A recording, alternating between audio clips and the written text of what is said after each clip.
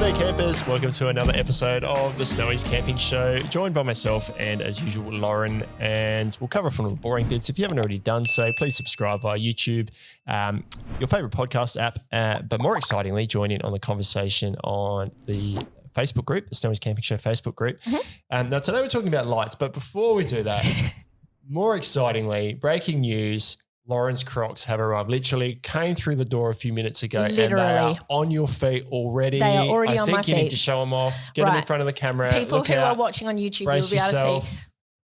Orange Crocs. That was the sound. That was literally the thud for people listening of my foot on the table. Yeah, I apologise for everyone who's listening, but right now Lauren had a bright orange Croc on the table. She's been waiting. These are the Crocs that were voted in by the Facebook group. A Facebook group who said you chose the three colours and then you voted for Snowy's orange. So you're basically wearing Snowy's orange Crocs now. And I have forewarned that I will be wearing these 100% of the time moving forward. We'll get them a photo up on the Facebook group to show you. I will also want to say that by the time this episode goes live, because this is keep the mystery alive here, but sometimes we do record episodes ahead of time just to be able to sort of offset other things that might come up, or if we've got interviews with people that we want to try and organise. So by the time this episode is actually reaching your ears, I may know about it. You may already know about it. Just a little bit of time travel. It's happened right now and it's relevant to us in this exact moment. It's a little bit of time travel going on in our schedule, and we like to keep people guessing. But anyway, Crocs over, although they could probably light up a campsite. Probably. So orange Crocs, there's completely. no USB in them. It's probably, it wouldn't surprise me. One day there'll be USBs in Crocs. Nothing fancy.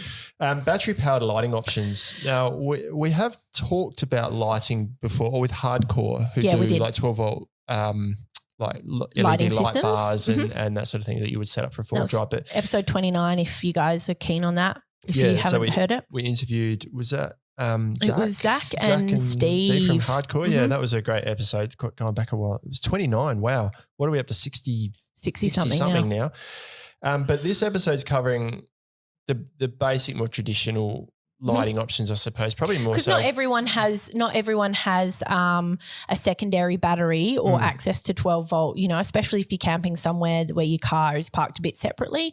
You can't take your car battery with you when you want to go to the loo or something in the middle of the night. So And if you're just setting up for camping, you're buying the basics and it can cost a fair bit to get a basic kit, but you don't need to buy the best straight up. Yeah. You probably want something to get you through and work out how you camp, what you need for camping. You're probably going to be looking at some sort of handheld option or some sort of table, something that stands on a table or hangs off a tent roof that's either rechargeable or runs off AA batteries. C-cell and D-cell batteries aren't so prevalent anymore. It's small batteries now. I look at it by something personal and something group or area. Yep. So two or options, tent. two different so they're types. the sort of two different types. And you probably want one of each. So you can leave a light in the center of your campsite on the table, so you've got group lighting, and then if you've got a trip to the loo or a trip to the car or something, you've got a handheld torch or a head torch or something small that you can carry with you or the kids can use to explore. Definitely. So options are head torches is a given, a really handy option for around the campsite for that personal lighting because you can cook, you can do all sorts of stuff and keep your hands free while you do it. And I think they've also, over time, battery technology and stuff has progressed. Like I remember when head torches were starting to come out when I was younger, they were very sort of heavy and had these big battery packs on them or whatever, and they're just not like that anymore. You can get rechargeable lithium batteries that go in there. You don't even need replaceable batteries now. You can just charge them from USB in your car or something. So there's lanterns. Which are becoming less and less, or the traditional style lantern of like that kind of tube cylinder kind of thing that would sit on a table is becoming less and less popular, I think. And in my opinion, that the light's not as good as some of the other options out there now because I know I've got one that is a lithium rechargeable one. Okay. But there's a bit of structure around the lantern, and when you turn it on, you get these shadowy spots. And I kind of find myself wanting to tilt the lantern to get the light. And if you hang it up in the tent, the light doesn't go under the lantern. You get light around the edge, but you don't get light directly under it. But there are now lanterns that you can kind of hang in a tent, and it's more like a light that you have. Yeah, at it home, is. It's more like a hanging light. Yeah, for sure. Light that goes down. So I just a bit of a segue. I really miss the gas powered lanterns. Like when I was growing up, you'd have your little glass lantern with your mantle on a stem, and it would throw heaps of light out, and you'd have this little like, and you hear it going, and they were great. But apart from Coleman, who do a dual fuel lantern, and maybe there might be some other brands around that we don't sell, but mantles are harder and harder to get a hold of, and there's not many of them around. But I do really miss them because I thought they were really functional, especially if you're already carrying gas for your stove and things like that. A double adapter, you have your light on a post, you have your stove being fed from it. Yep. Anyway. But with the small nature of the lanterns nowadays and the small lithium batteries that get so much life out of them, most cars now have a USB recharge point in it as well. So you can pretty easily charge your lantern while you're driving during the day and then it lasts at night for long enough anyway. Yeah. Handheld torches, so flashlights, you can get pretty fancy ones from like LED Lenser, and the like will have something that's got a real beam on it. So if you're kind of that person that wants a really powerful torch to spot things at night, then you can get, they cost a fair bit, but then there's also just basic ones, and it's good for the kids, I reckon, a little handheld torch to go exploring and, I don't know, look under bushes at night and that sort of thing. It gives them a bit more control over where the light's going, don't you? Like if you've got a head torch on, yes, it's hands-free, but the head torch is just sort of giving you generic lighting somewhere in front of you. Whereas if you've got a hand torch and you're walking along, you can sort of, you know, oh, what's that sound, or what's over there, or let's have a look under here. So there's a bit more flexibility with that. I've actually thought recently I kind of wanted a handheld torch as well as my head torch for that reason, that a head torch is quite diffused. Whereas when you're walking, you sometimes with a head torch, if you've got it on your head and you're walking, you have to look where you want to see. Yeah. Whereas a handheld torch, you can just swing it off to the side and whatever. Pros and cons. And I mean, we've come a long way from just the Stomp and Yellow Dolphin torches, haven't we? Oh, well, a long time. Massive 6-volt batteries, and they probably weigh 2 kilos, 1 or 2 kilos. You can now get something for 100 grams. I remember being a kid, like going off to the toilet and needing 2 hands to carry this Dolphin torch with me and whatever. Well, the old mag lights that had like 6 D-cell batteries in it. Massive. Now it fits in your palm, right? Yeah, totally. With LED technology and the power batteries now. It's amazing what you can get in a very small package. So you don't need a big unit to give you a lot of light nowadays. So. Although, mind you, sometimes it's like, where's that bloody torch? You lose it then. Area lights. Area lights. So I'm thinking like the EPE, Explore Planet Earth LED area light. I think Oztrail do one. They're basically like lights that go on a big extension pole, and they can sort of hang above your space like a street light. And I've seen some really awesome photos, especially with that EPE LED area light. I think that does 15 square meters or something amazing like that. Is it a little flat one? It's a little flat LED panel. And I think I did a product review video on it a while ago, so we'll put a link to that in the show notes. But it's massive, and it's remote control, and it's on this really long post, so you can put it up really high. And those area lights, I think, are really beneficial. Not when you're in a caravan park, because there's generally good adequate lighting, but if you're out in the bush, especially if there's a group of you, if you're going with your family or friends or whatever, and you have a communal sort of living space, they're amazing and they're so good. You said they were massive, but you mean a massive amount of light. The massive amount of package light size is very small for the amount of light you get out of it. The package size is smaller than a chair. Yeah. Do you know what I mean? Like a small, thin quad-fold chair or 2-person hiking tent. Like that's how big that sort of package is to. For that LED. I think Oztrail do one called the Comet light. But 15 square meters is a lot for one light. And they run off USB, so you can plug them either if you've got 12-volt USB ports in your car or a USB power bank or something like that you can run it from. And being LED lasts so much longer than the old filament globes. Correct, yeah. And I know we're talking about non-12-volt lights, but those area lights generally are run by a USB power source or a battery pack. So I think the Comet light comes in like a 12-volt and a 5-volt option, or it did at some stage anyway. Now we don't need to worry about the last one. Yes, we do. It's Fairy Lights. I've put it in big capital letters. Fairy Lights, Ben. Fairy Lights. They're amazing. That's all we need to say about that. Ambient, cheap, efficient. They're just cheap, efficient, give you quite a reasonable amount of light, really easy. They last forever on batteries. Just they're fun for kids. Fairy Lights. We've talked about this before. Everybody knows they're awesome. We don't have to embarrass you further by pursuing this line of conversation. I can't wait to pull up and just see someone at a campsite untangling all their fairy lights to try. It won't happen. Oh, really? That confident? Yep. They're that amazing. You can all have your fairy lights. Now, the factors to consider is the type. There's a couple of different factors. Types of battery. Okay, so you have the non-rechargeable ones, which are the ones that require you to put in your AAAs or your AA batteries and things like that. Of course, you can buy the good quality batteries that you can recharge through a power point and things like that. So even though the torch itself doesn't have a rechargeable battery, you can use rechargeable batteries in there. I reckon with the affordability of rechargeable now, it's becoming more and more obsolete. They are becoming more and more obsolete, but they are still at a lower price point. So often I think people who are looking for head torches for kids and things like that potentially will be getting ones that require you to put batteries in because they tend to be at a bit of a lower price point. Head torches do. But head torches. Lanterns that sit on a table or hang in a tent, a lot of them now are just USB rechargeable. Correct. Rechargeable replaceable batteries. Now, the reason why I've sort of separated rechargeable replaceable is because there are a lot of units like handheld torches, some lanterns and head torches and stuff where there is a lithium battery built in and it does get recharged. But if that battery or when that battery reaches the end of its life cycles, then you can replace that and put a fresh lithium battery in. Yeah. And I think for me that's a really important factor.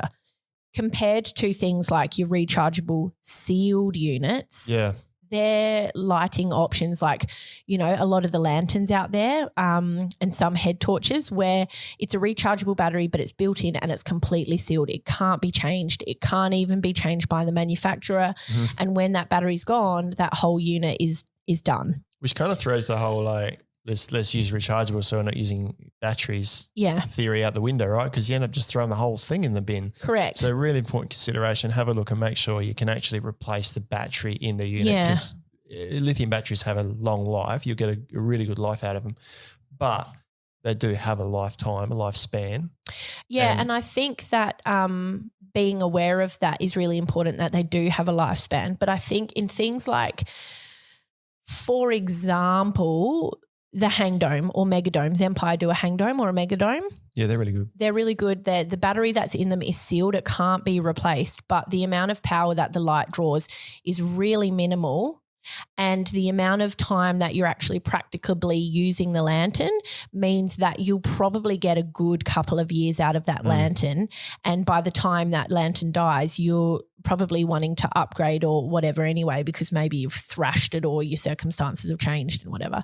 The thing that rechargeable sealed batteries is a problem for me is head torches, because from my perspective, head torches generally tend to have a much higher usage, a much higher consumption rate of light, and you're generally using them maybe a lot higher than you would with a gentle area light. You might be using them to light up a space where you're walking somewhere in pitch dark or whatever.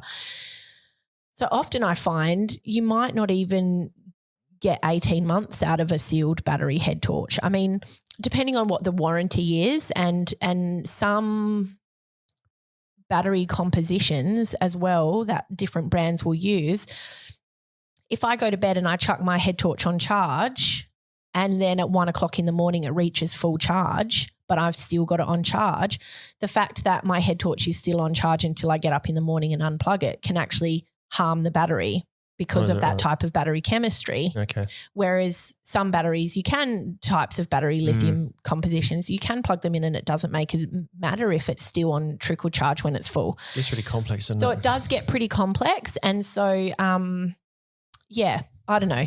I think I've had some experiences lately with gear that I thought was awesome and it didn't turn out to be as awesome because of that factor, and that really bothered me. So at least if you're looking at it, just ask the question. If you're looking at it, just ask the question. Look at some reviews for sure. Solar is a great option. There's some like the Lucci lanterns come to mind, little inflatable lanterns. They've got a little solar panel in it that it charges up during the day. And runs through the night quite easily. Yeah. They're a great compact option. The thing about those ones as well, which I think is really interesting, is solar is the only option. They're a sealed unit. You can't replace the batteries. You can't charge them by any other methods, but they're just solar. But they're basically bomb-proof and they last so long. Yep. And it's like if you're, just chuck them on your dashboard when you're driving, and they just charge up through this little solar thing. And I think it does, if you run it completely flat, it might take something like 7 hours, it says the charge time for solar is. Yeah. Okay. But if you're just using your light for a couple of hours every night and then the next morning you're chucking it in the sun for a top-up charge, it will never go flat. So it's not something that should necessarily be a deterrent. Well, you mentioned before it's only solar that's the charge option there, and a lot of these will have a solar and say a 12 or 5 volt charge option. Yeah, like BioLite have a bit more flexibility there. Solar's never going to charge as quick as just plugging it in, especially the variables with the weather. So solar's great, but do have a think about if you're always camping in the depth of winter, then if you get a day without much sun, then that charge time's going to lengthen out. Or if it's been a really long time between camping trips, the battery might have just slowly emptied itself out over time in storage, because that's how batteries do work. They do lose a little bit every single day in storage. And so then if you're pulling it out of storage and then it's like it's flat, it's better to sort of keep those things maintained, especially with solar. Now we're getting into some technical stuff here, but I don't think we'll go too detailed because I reckon we covered most of it in the talk with Hardcore. But Lumens and Lux, which is a measure of how much light the lantern puts out. I'm trying to recall our conversation, and you've noted here that Lux is a more reliable indicator. Yeah, and they did explain it a bit more in that episode if that's something that you're really interested in. But basically, 1 lux at X amount of distance is how far you can stand from that light and still be able to read a newspaper or read a book. And so that generally tends to give you a much more reliable indicator, because you might get a light that says it's got, just pulling things out of my butt here, so don't pick this apart if you're listening to it, but it's like, say, a 600 lumens, and it might have 1 lux at 20 meters, but then another light might have 300 lumens and have 1 lux at 50 meters. And so there's less lumens in that light, but it's goes for further or whatever, because each light, the way that the beam is structured and those little internal reflective mirror surfaces and the quality of how it's built, like there are so many different factors. I mean, lumen is a guide, but it's not, it's not just. Yeah, I can't remember it. Have a look at that Hardcore episode if you want more detail on it, but they are measured differently. But as a guide, like a 80 to 100 lumen head torch is enough to kind of see what you're doing in front of you and get to the toilet at night, because they are still measured in lumens, not lux mostly, but lux seems to be the better way around measuring it. But if you want like the area lights that we talked about before, that's going to need to have a lot of lumens. And less lux because it's a flood. That's right, because you want a lot of light spread over a large area. Yeah. So there's different ways around it. Have a think about that, Yeah. Light functions. There's a lot of head torches out there with every function under the sun. In my opinion, at the end of the day, I want it to turn off. I probably want a high mode and a low mode. Or I want to turn on and off, and I want a high load and a low mode. Never do I find myself thinking, I want the medium, high for what I'm doing here. Yeah. And it's all through one button, and you're pressing it and you miss it, and then you press it again. You're trying to scroll through the settings to get to the right one. Yeah. It's overbaked sometimes, I think. Sometimes it is overbaked, yeah. So just be wary that if all these features are kind of cool, but unless you have a specific need for that feature, probably don't need it. And sort of also be aware that some of the features that are really cool might mean that you get an hour's use of battery time out of your head torch. 1600 lumens that last for like 5 minutes. Yeah, totally. That's good. Orange and red light functions though are good. They're really good, especially the red light I find especially good for night times. If you, you need to rummage around, or you're in a share space with other people sleeping and your kids and whatever, or red light's really good. It illuminates, but it doesn't create much disturbance for other people. It doesn't destroy your night vision as well. So if you're using red light and you look up, you can still see what's happening in a distance at night. Your eyes are still adjusted to night. And the orange is so good for bugs. Bugs, yep. So good. And I always thought it was a bit of a crock until I got lights that had the orange function. I was just like, oh my God. No, they're great. Yeah. Like I remember one night under white lights, literally you could not see the salad or I think it was potato salad or stuff for the bugs. It was just a blanket of bugs, and you'd look up and it was just this swarm and we're in the middle of nowhere. And I was like, this is hell. And then orange light never happened. Yeah. You get a few, but small percentage. I've actually got a cool video. Minimal. It reminds me of a video I took on a half lap. I've got my Coleman lantern sitting out in this campsite and I put it as a deterrent to try and get the bugs away to the white light while I had the orange lights under the awning. By this stage, my wife and kids have gone to bed. They've like, nah, can't cope. I'm in bed. You pack up, Dad. I'll put this video on the group because you can barely see the light from all the bugs. These little, I don't know what they were, little bugs. It was somewhere on the west coast of WA, I think. Yeah, okay. Well, it was on the west coast of WA. It can't be on the east coast of WA because it doesn't have an east coast. Yeah, that's true. Anyway, it was on the coast of WA. But I'll find that video and put it up because the kids were all they were kind of squirmy under their skin after seeing it. But that's cool. A deterrent is cool. Yeah. But it's like if you're at night and you want to do some cooking and stuff, having an orange light function is really cool. Absolutely. So spot or flood is another good option. So I guess I'm saying high, low, spot, not just flood. The brightness and the intensity, but the type of light that you're getting. So when you're cooking, reading, sitting around the campsite, a floodlight is good. It's not directional. It's not blinding you. It's just dispersed light that you can read by. But then when you want to, I don't know, try and spot the toilet in the distance. Yeah, see where you're going. You kind of want that spot to be able to focus in and find that toilet. Also handy at night if you're navigating. Might be looking for trail markers or something. Having a spot is much better to try and find that little reflective marker than a flood. So. And it's good like if you're out bush and you hear a noise and you're like, oh, kids, like, is it a possum or what's it? Like that stuff's fun too.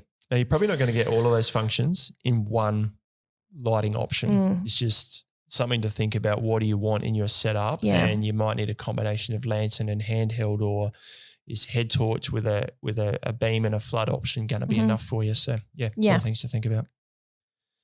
Design functions. So of course, looking at how you interact with that light. And for lanterns and things like that, it can be hooks, straps, hanging options, whether or not you want to have a lantern sitting on a table, whether or not you want to suspend it from the roof in your tent, hang it on an awning, that sort of stuff. So looking at the functionality of that. The hanging ones are really good, and more of them now. And I think they provide really good light in the campsite because you can just have it up and it disperses light down, just as you've got in your home. And another factor, if you're looking at, you might have a lantern that says, oh, look at these hooks, you can hang it, but then it's also really heavy.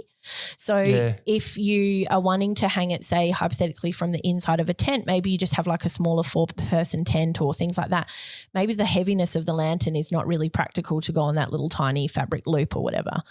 So there might be other lanterns that are better suited out there. So consider that the weight of it there. The length of it and too. The length, correct. If it hangs right down halfway your through head your every tent, time totally for sure. Impractical.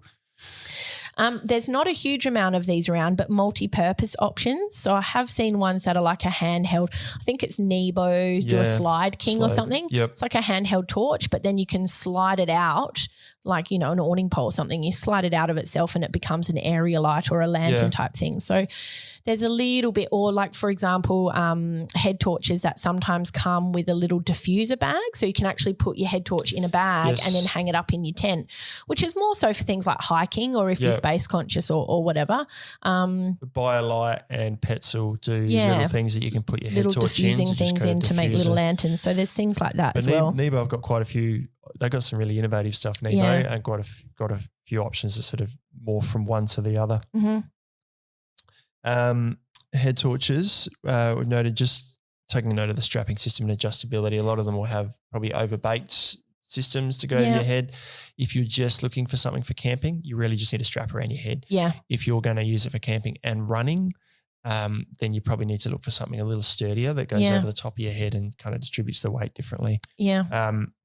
And adjustability is usually pretty good for most. It's usually pretty good. I've never come across anyone who said that head torch doesn't fit my head. No, but it's also, I'm thinking more along the lines of, only because I do remember an interaction with a customer who'd bought a bunch of head torches for her and her partner and I think her cousins or something, and they found it really difficult because they were on the more mature, wiser side of things. They found the adjustability not super functional with their fingers and it was really fiddly and trying to sort of get that set up in a way that felt comfortable and good for them. It wasn't super functional. So that's a factor to consider So were they having trouble with the strap, just adjusting the length of the strap? And the little mechanism and how it actually slided and interacted. Because some of them, it's not just a matter of slide. It's like, oh, that bit goes into there and then it folds back onto the other, and that it's designed that way so that you can adjust it and it won't move at all. But then actually getting that adjustment happening can be a bit tricky. And then if you've got 3 straps and I don't know, just bear that in mind maybe. Okay. Generally, the better quality ones I've found to be pretty good. Yeah. But, I'm not sure which one they would have been having trouble with. But I can't remember, but because it was a while ago. But it just occurred to me that maybe that is a factor for some people. Yeah. Okay. Yeah. Cool. And options that double as a power bank. There is, I know the common lantern that I've got that I'll share the video of later is also a power bank. I don't use it that way, but I can get a bit of charge for the phone if I need be off of it. The only thing I think sometimes with those lights and power banks is that I think that sometimes they can be more of a dot point or a selling point for the manufacturer as opposed to being super functional, because when you actually look at the size of that power bank, doesn't offer much. It has the capacity to charge your phone by about 20%. So none of those lantern/power bank things are really designed to be a reliable power source. They're more just for you to be able to give your your phone a bump charge, or give a USB device a bit of a top up or bump up charge. The only exception I can think of, and I don't know the stats off the top of my head, but I know Goal Zero probably do a few that probably balance the two better than some of the other, probably on the more affordable side, that it's a bullet point. It's kind of a cool to have. You might need it. I've never used mine. Never used it, yeah. But otherwise, I think cost versus overall benefit and quality is something when it comes to lighting that is actually really valid. You get what you pay for. When it comes to lighting, you really do get what you pay for. So if you buy something cheap, you're going to get, well, I shouldn't say cheap. If you buy a lower price pointed product, you're going to get what you pay for. But what you're going to get is something that's probably not got really good build quality. So if it gets dropped or trodden on, it might crack. Some of the electrics in there might fail, not be sort of put together as well. And they'll generally use cheaper components such as like the LED, type of LED and stuff that they use in there. Still going to do the job for the price you pay for it. Probably not going to get the same life out of a more expensive item that, and correct me, this is pretty much me just ad-libbing here, thinking off the top of my head. And I use Hardcore as an example, where they'll use better quality LEDs seated, and these are for their bar lights, but it's well sealed in a aluminium casing and sealed at the ends, and it's just put together really well. Yeah.